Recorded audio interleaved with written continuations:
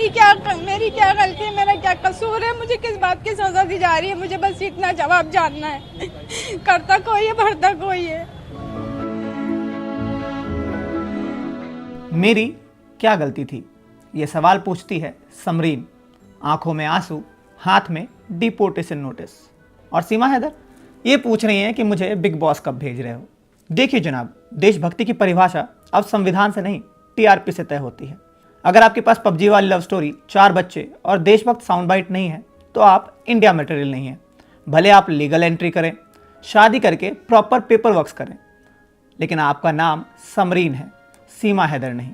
और यही है आपकी सबसे बड़ी गलती, क्योंकि यहाँ जो दिखेगा वही टिकेगा। सीमा आई कैसे?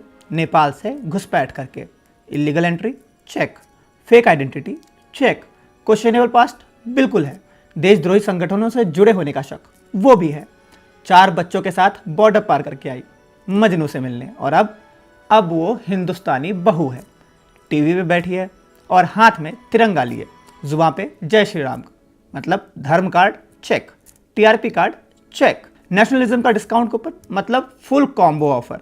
सीमा Haider at only 0 rupees per month with full and unlimited screen time.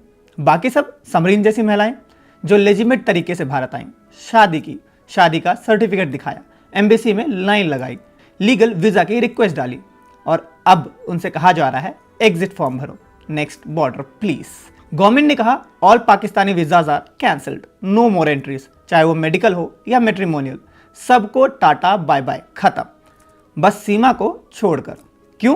क्योंकि उसके पास है न्यूज चैनल की राखी सावंत वाली यूटिलिटी। ये मोहब्बत नहीं टीआरपी है। क्यों? क्योंकि अब मोहब्बत भी इनकम स्लैब से तय होती है। अगर आपकी मोहब्बत टीवी पे बिकती है, डिबेट टेबल पर चर्चा होती है, और अगर आपकी मोहब्बत में बॉर्डर पार किया, सिस्टम को चमका दिया, जय श्री राम बोलकर हिंदू हृदय सम्राट जैसे लोगों को भावुक कर दिया, इस टाइप की स्पाइस है, तो आपको कोई भी हाथ नहीं लगाएगा। आपके लिए कानून कहेगा सीमा एक भावना है, उसको कभी बंद नहीं कर सकते। हाँ, अगर आप लीगल हैं तो आपको इलीगल ट्रीट किया जाएगा, जैसे कि समरीन। आखिर समरीन का गुनाह क्या है? समरीन का गुनाह है कि कभी कोई कंट्रोवर्सी नहीं हुई, उस पर कोई बड़ी हेडलाइंस भी नहीं बनी, ना ही कोई सनसनी हुई, और ना स्टूडियो फ्रेंडली बैकग्राउंड स्कोर है उसके पास। सीधी सादी शादी की, इंडिया में बसने का सपना देखा, लाइनें लगाई एम्बेसी की, बस यही थी उसके सबसे बड़ी भूल। क्योंकि इस देश में अब इमोशन से ज़्यादा एंटरटेनमेंट है, और सीमा वो एंटरटेनमेंट का फुल पैकेज है। वो एंटरटेनमेंट इंडस्ट्री की एनआरसी प्रूफ बहू बन चुकी है।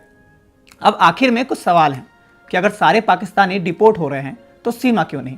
क्या देशभक्ति अब वायरल होने पर निर्भर करता है?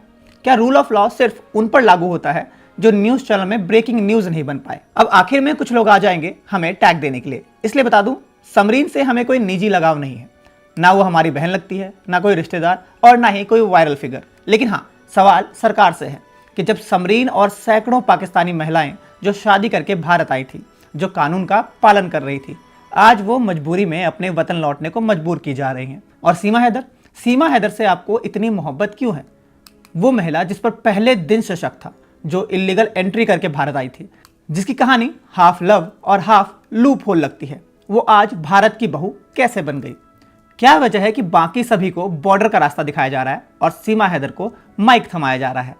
सवाल बस इतना है कि कानून अगर सबके लिए बराबर है, या फिर सिर्फ ये टीआरपी पे चलता है, और टीआरपी के लिए कुछ भी हो सकता है, चाहे वो लॉ हो या ना हो।